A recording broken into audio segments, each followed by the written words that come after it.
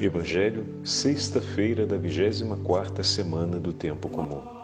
O Senhor esteja convosco, Ele está no meio de nós. Proclamação do Evangelho de Jesus Cristo, segundo São Lucas. Glória a vós, Senhor. Naquele tempo, Jesus andava por cidades e povoados, pregando e anunciando a boa nova do reino de Deus. Os 12 iam com ele, e também algumas mulheres que haviam sido curadas de maus espíritos e doenças. Maria, chamada Madalena, da qual tinham saído 7 demônios. Joana, mulher de Cusa, alto funcionário de Herodes. Susana e várias outras mulheres que ajudavam a Jesus e aos discípulos com os bens que possuíam. Palavra da salvação.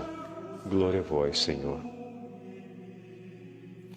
Sexta-feira da 24ª semana do Tempo Comum, em nome do Pai, do Filho e do Espírito Santo.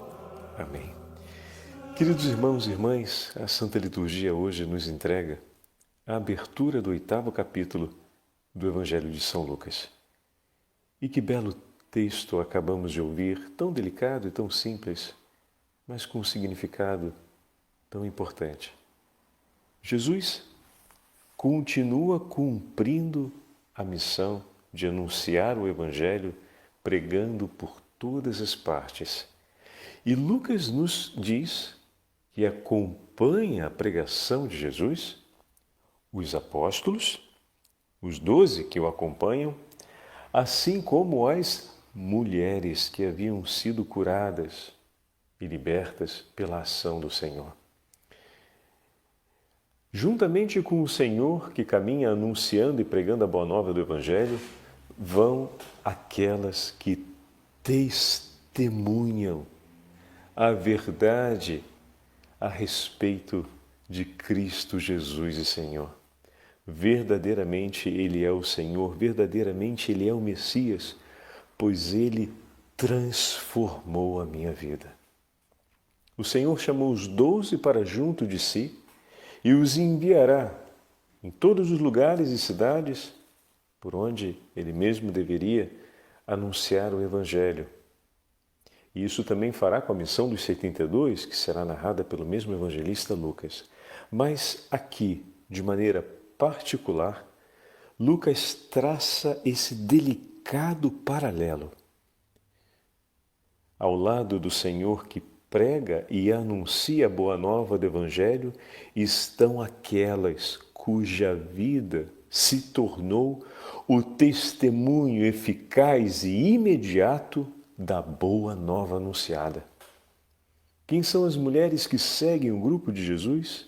São todas aquelas que recolhem sobre a própria vida o testemunho do poder divino de Cristo, que recolhem sobre a própria vida o efeito misericordioso do olhar de amor de Deus por nós.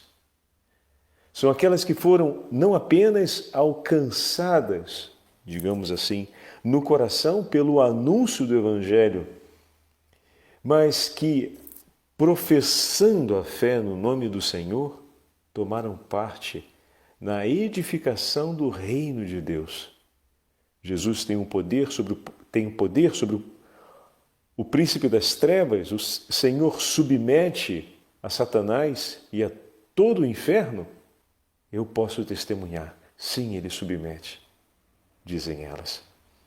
O Senhor tem o poder de fazer nova todas as coisas. Ele veio para nos trazer a salvação e a vida. Ele veio para estabelecer a reconciliação diante do nosso pecado. Sim, Ele veio. Eu posso testemunhar, pois Ele perdoou os meus muitos pecados. E nós ouvimos ontem essa narrativa. O Senhor veio para anunciar o tempo da graça. O Senhor veio para proclamar a boa nova do Evangelho? Sim, Ele veio. E com a sua palavra fez em mim maravilhas. Elas podem anunciar. Elas são o testemunho do poder de Cristo, Senhor e Rei, sobre todas as coisas.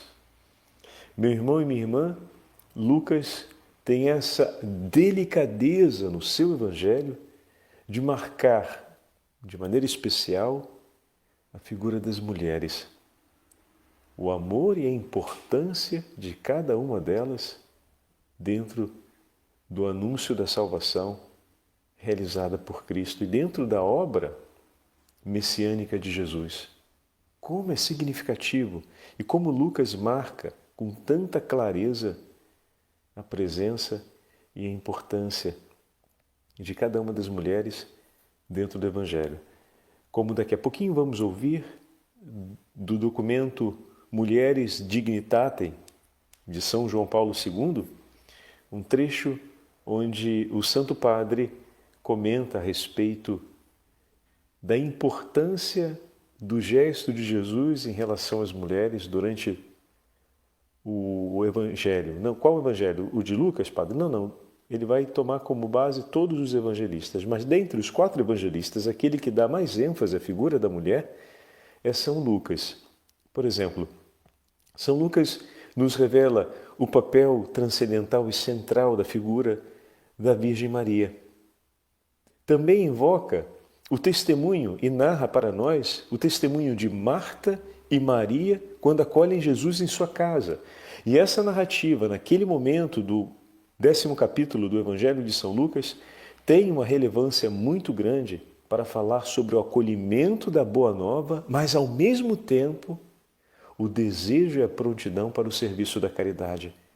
E que da vida de oração e da escuta a Deus, ou seja, é preciso, primeiro, que Deus haja em nós, que o homem acolha, aceite a presença de Jesus e permita que ele transforme a sua vida para lançar-se na caridade. A caridade é o fruto do acolhimento da fé, é o fruto da vida de oração.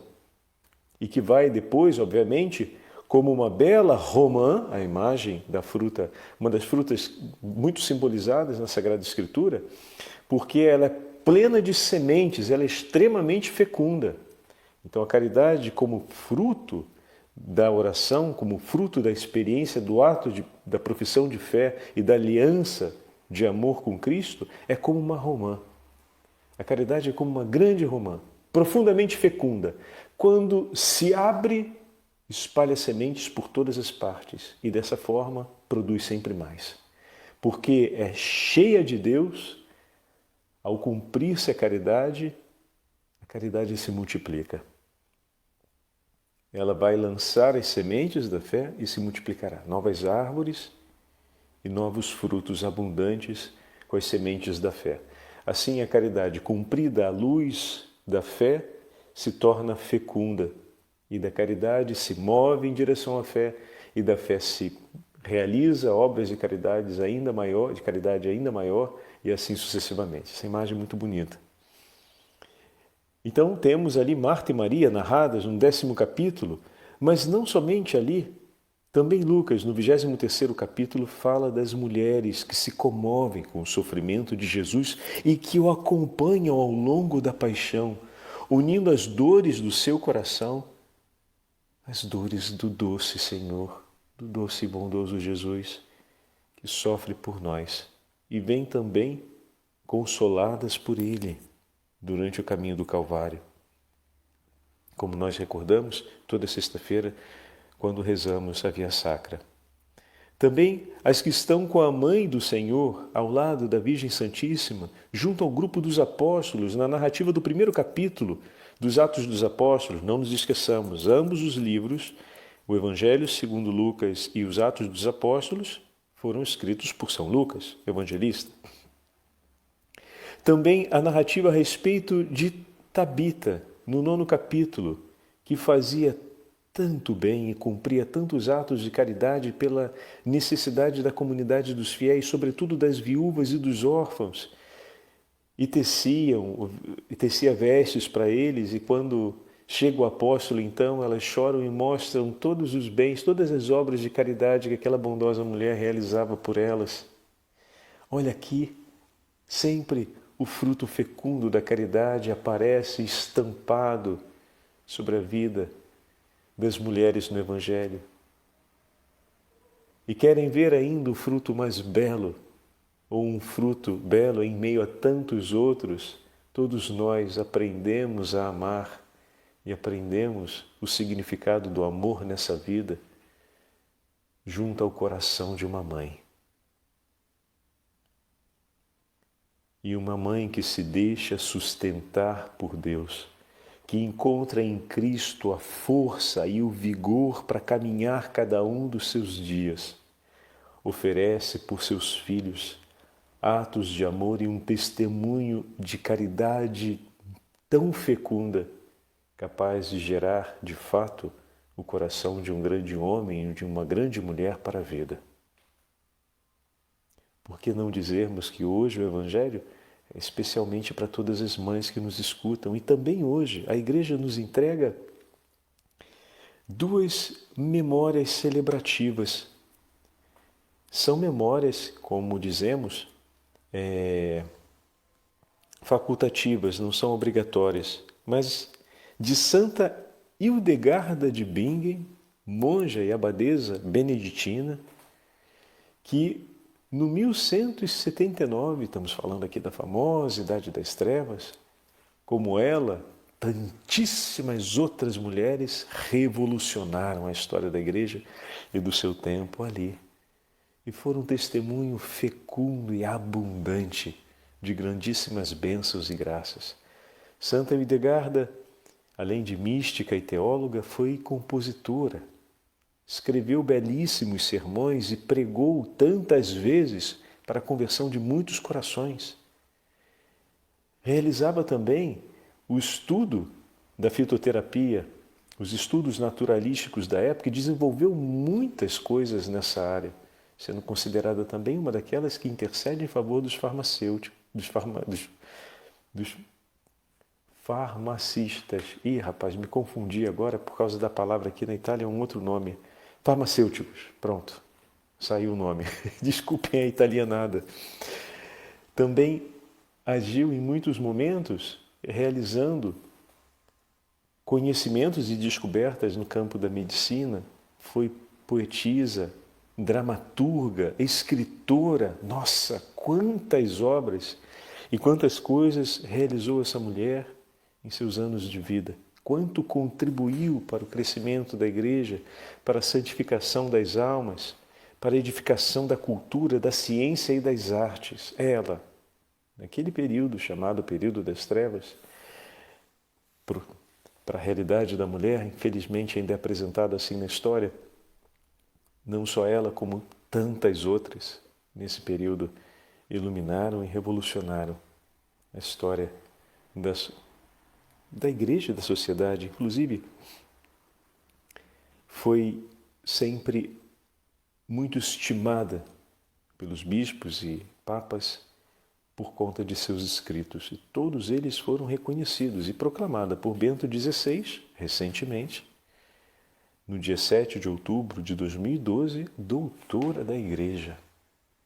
Então, uma mulher cuja vida e o coração foi uma romã.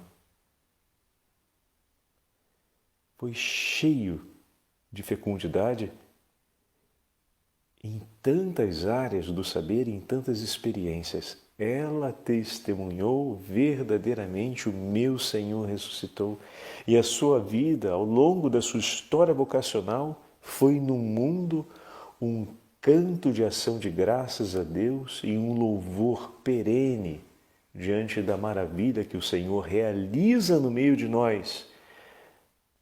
Não apenas no campo religioso, mas também no campo das artes, das ciências. O Senhor é Senhor de todas as coisas e sobre toda a realidade. E Ele vem ao nosso encontro e, por meio da fé, fecunda o coração do homem e faz com que se resplandeça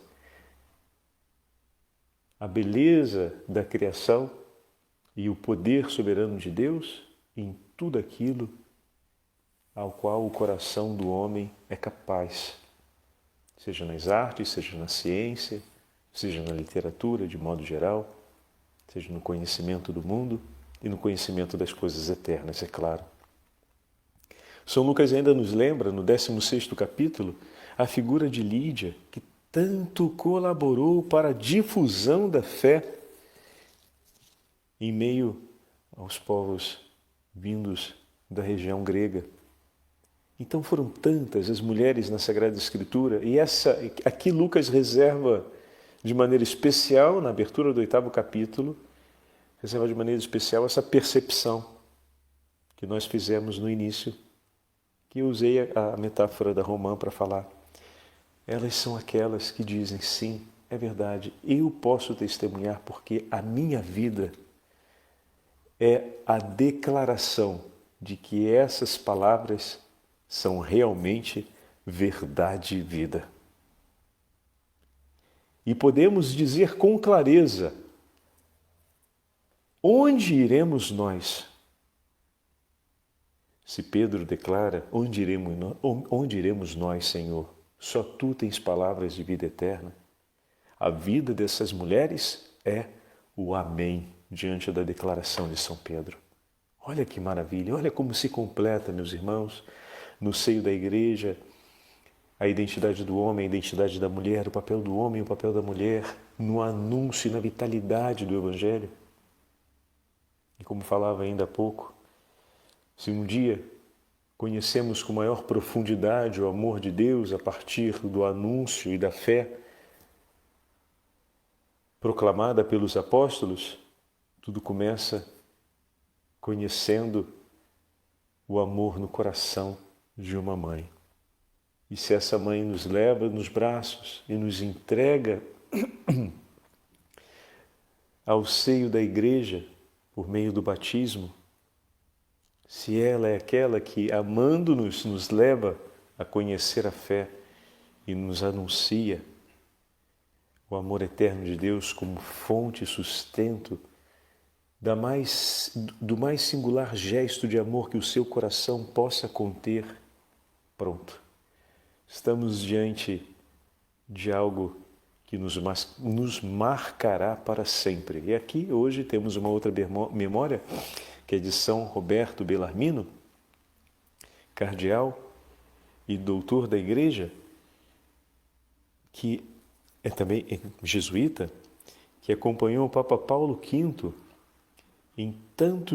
durante praticamente, eu acho que foram 22 anos ou 12 anos, agora me escapa um pouco a quantidade de tempo, mas para termos uma ideia de quem foi Paulo V, foi o Papa que praticamente fez a renovação e as grandes passagens de construção e de arte na história da Basílica de São Pedro, no período do 1600, e foi responsável por tantas outras transformações e grandes mudanças e reestruturações na igreja, mas se queremos olhar um pouco mais as obras de São Roberto Bellarmino, foi o grande defensor da fé, e o tratado chamado As Controvérsias Cristãs sobre a Fé, que apresenta a defesa, que até hoje estudado com regularidade, as grandes defesas e a defesa mais bem elaborada, depois das obras de São Tomás de Aquino, que leva, então,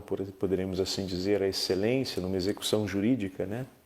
As obras de São Tomás de Aquino a respeito das defesas contra as heresias, ou seja, orientando o caminho da verdadeira fé. E quando algum tipo de interpretação despista o andamento da profissão de fé, ali estava São Roberto Bellarmino como um grande defensor da fé e foi também um dos grandes homens que contribuiu com a Inquisição enquanto processo jurídico, como de fato era, para interpretar aonde estavam os erros doutrinais.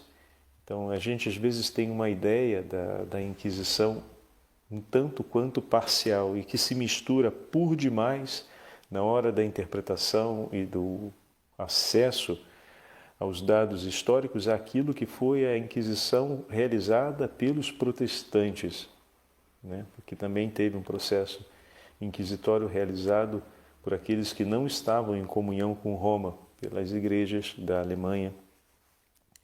Então, existe uma diferença muito grande entre a Inquisição, como ela aconteceu nos territórios protestantes e como ela acontece nos territórios pertencentes à Igreja Católica, como ela era conduzida enquanto processo jurídico e não como processo penal. O elemento penal era a última parte processual e ele não tinha por objetivo gerar a perda da vida, como muitas vezes por equívoco é ensinado, por parcialidade é ensinado assim. Não houve um único processo efetivamente na história da Igreja do Tribunal da Santa Inquisição que não seja completamente documentado, porque era um processo administrativo canônico, e os processos administrativos canônicos, eles permanecem em arquivo, eles não são feitos de qualquer jeito, pelo contrário, eles têm uma métrica e um desenvolvimento muito preciso que precisa ser muito bem conservado no tempo. E falo isso por conhecimento próprio, porque trabalhei com isso nos últimos 5 anos. Então, a gente tem que ter muita cautela quando se fala desse período, porque se fala muito do que não se sabe ou se fala parte do que mereceria ser falado, e isso dá tanta intencionalidade interpretativa. Agora, é bem verdade que em muitos casos talvez tenha acontecido os famosos justiçamentos. Quantas pessoas ainda hoje, em um processo que se desenvolve penal ou administrativo contra elas, por causa de uma ação popular, vem injustiçada antes que se estabeleça uma conclusão daquele processo, ou seja, antes que o processo contemple a sua finalização, alguém já pode ter agido de maneira impetuosa contra o outro e causado algum tipo de dano, né? Quantos outros não podem se aproveitar não de uma sentença concluída, mas de uma análise parcial dos autos processuais e antecipar um ato de juízo e até mesmo atentar contra a vida daquele que está sendo levado em processo, né? Uma coisa que ficou um pouco estranha quando se fala sobre a Inquisição é que todo o processo inquisitório era em relação não a pessoas, mas a obras e a atos de ensinamento ou de transmissão de um conhecimento de fé. É muito diferente de falar de perseguição de pessoas físicas, né? Então, se ocupava dos escritos, se ocupava daquilo que era publicamente anunciado por aquela pessoa. Então, os primeiros alcançados, por assim dizer, pela Inquisição foram aqueles que trabalhavam com o desenvolvimento do conhecimento acadêmico, com o ensinamento nas grandes academias da época e também com os próprios bispos e sacerdotes que ensinavam e poderiam ensinar fora da fé da Igreja. E precisava ser corrigido esse ensinamento, porque o povo de Deus tem o direito de receber o justo ensinamento a respeito da verdade, e não um ensinamento que seja equívoco. E essa atitude permanece até hoje. A doutrina da fé, que é a antiga Santa Inquisição, permanece agindo assim até os dias de hoje. Mas por que estamos falando disso? Foi só um grande parêntese que o padre fez a respeito de São Roberto Bellarmino, mas era para pontuar o fato de que, vindo de uma família modesta, não era de uma família nobilitária, como muitas vezes temos ouvido, sua mãe era uma mulher de grande oração. Olha que bonito, meus irmãos. E foi ela, aquela que conduziu seu filho desde pequeno, muito doente, muito enfermo, com uma saúde muito frágil, que o levou a amar a Jesus, e vendo a forma como a mãe cuidava dele, desde pequeno, sempre teve um desejo de poder, olha que delicado isso, retribuir o amor que recebia em sua convalescência e necessidade por aqueles que eram mais necessitados. E tanto que as suas primeiras atitudes, ainda na sua juventude, era aquela de poder assistir os enfermos, e fazia isso de maneira muito generosa e com prontidão de coração, em resposta ao amor que tinha recebido de sua mãe. Olha ele testemunhando a caridade evangélica pelos enfermos. E de onde veio a beleza desse ato, agora iluminado pela fé, do testemunho do amor da mãe que cuidava dele nas suas nos seus grandes tempos de convalescência. Bom, hoje uma gripe deixa a gente 7 dias de cama, quando é um pouco mais severa. Naquela época, você imagina, sem os recursos que tinham, uma pessoa, por conta de uma doença, poderia passar até meses em convalescência. E por meses você demonstrar carinho, cuidado, numa família com 12 filhos, com tanta coisa para fazer, realmente é um coração heróico e um coração cheio de Deus, o coração dessa mãe que ama e cuida dos seus filhos. Olha que maravilha, todo o dia de hoje está sendo uma meditação para falar para a gente sobre essa beleza que o Senhor nos concedeu, que é a graça de ter o testemunho do amor e a presença da figura feminina e do coração de nossas mães, que trazem consigo a imagem de toda a beleza e excelência do feminino que Deus tanto ama e coloca ao nosso lado. Quantos são as mulheres que caminham ao lado dos nossos sacerdotes nas paróquias, ao lado dos nossos bispos, aquelas que são consagradas, aquelas que não são consagradas e que dedicam a sua vida a colaborar com o anúncio do Evangelho, em tantos modos e maneiras, seja no serviço da catequese, seja nos cuidados com as atividades pastorais, e seja ali com os joelhos por terra e o rosário na mão. Quando pensamos na voz que ecoa nos céus em oração, hoje, por exemplo, no funeral, em um determinado momento eu falava sobre a incensação do caixão e do círio pascal. Aqui tem o rito de colocar-se o caixão de frente para o círio pascal, e num determinado momento se faz a incensação, né? E o incenso que sobe aos céus é o símbolo da nossa oração que acompanha a oração daquele nosso irmão e irmã que está diante de Cristo no juízo particular, e a igreja acompanha ele nesse momento de oração. A missa de Ezequias, o símbolo do incenso que sobe naquela hora, é o testemunho, é o símbolo desse acontecimento. A igreja está rezando com ele diante do Senhor na hora do juízo particular. Ele não está sozinho, estamos juntos. E essa voz que ecoa nos céus, a gente precisa dizer a verdade, ela tem um timbre feminino. Porque tantas, tantas e tantas, centenas de milhares, são as vozes das nossas santas mulheres que rezam pelos nossos falecidos. Aqui eu conheci uma tradição tão bonita. As senhoras nas cidades pequeninas têm o hábito de todo dia visitar o túmulo de seus maridos e de ir lá adorná-los e de rezar ao menos o eterno repouso para eles. 3 vezes citar a jaculatória do eterno repouso, conceda-lhe, Senhor, que descanse em paz. Ou então a dizer o rosário.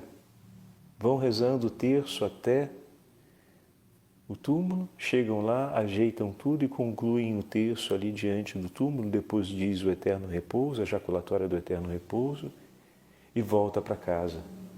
Que delicadeza! E como foi, para mim era uma coisa completamente nova, eu não conhecia isso. Rio de Janeiro, agitação de uma grande cidade. Depois soube que no interior do nosso Brasil, em vários municípios menores também tem essa tradição, mas aqui ela é enraizada e, sabe, muitas vezes a vovó vai acompanhando os seus netos pequenos. E o cemitério não é um lugar de medo, não é um lugar assustador, mas é um lugar onde se vai para se recordar a vida daqueles que estão agora na presença de Deus, mas cujos gestos de caridade e amor permanecem marcados na nossa história, permanecem vivos no nosso coração. O cemitério é um lugar de vida. Tudo ali fala para aqueles pequeninos de vida. Por isso não é assustador. Que maravilha, isso tudo aprendido ao lado de uma avó. Mas, padre, por que do lado de uma avó e não do lado de um avô? É porque na ordem, como a gente tem acompanhado, né, muitas vezes o homem vai antes da mulher. E isso é uma frequência aqui que a gente vai fazer. Acontece. Mas a beleza é que a gente está vendo mais uma vez a figura, e aqui eu aprendi isso, a figura da mulher que sustenta a memória da caridade e que conduz no itinerário da fé. Só tenho a agradecer a todas vocês pelas orações, por todo esse testemunho que o Senhor renova na vida de cada uma diariamente e que nos entrega para que possamos viver e dividir juntos. E estamos a cada dia tendo a chance de dividir tudo isso nas nossas meditações. Agora, passo a leitura desse trecho da Mulieris Dignitatem, de João Paulo II, São João Paulo II. É particularmente comovente meditar sobre a posição de Jesus a respeito da mulher nos Evangelhos. Ele deu prova de uma audácia surpreendente para aqueles tempos em que, no paganismo, a mulher era considerada objeto de prazer, de lucro e de trabalho, e no judaísmo, marginalizada e aviltada em tantos momentos. Jesus mostrou sempre a máxima estima e o máximo respeito para com as mulheres, para com cada mulher, e foi particularmente sensível aos sofrimentos femininos em todo o Evangelho. Ultrapassando as barreiras religiosas e sociais do seu tempo, Jesus estabeleceu a mulher na sua plena dignidade, restabeleceu a mulher na sua plena dignidade de pessoa humana diante de Deus e diante dos homens. Como não recordar os seus encontros com Marta e Maria, com a samaritana ao poço de Jacó, com a viúva de Naim, com a mulher doente de hemorragia, de Mateus 9, e com a pecadora, de João 8, ou em casa de Simão, o fariseu, como em Lucas 7. Esta simples enumeração que agora faço faz vibrar o coração de comoção, recordando cada uma dessas passagens. E como não recordar, sobretudo, que Jesus quis associar aos 12 algumas mulheres, como em Lucas capítulo 8, esse que acabamos de ouvir, que o acompanhavam e serviam e que o confortavam durante a via sacra e aos pés da cruz, e depois da ressurreição, Jesus apareceu às piedosas mulheres e a Maria Madalena, encarregando-a de anunciar aos discípulos a sua ressurreição. Desejando encarnar e entrar na nossa história humana, Jesus quis ter uma mãe, Maria Santíssima, elevando assim a mulher ao cume mais alto e admirável da dignidade e do testemunho da caridade e do amor. Mãe de Deus encarnado, imaculada, elevada ao céu, rainha do céu e da terra.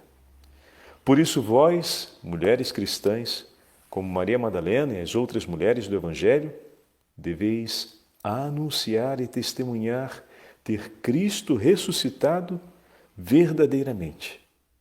Ser Ele a nossa única e verdadeira consolação e esperança.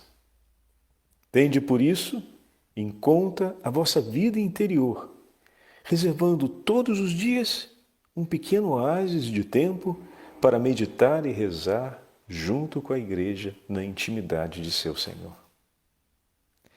O Senhor esteja convosco, Ele está no meio de nós.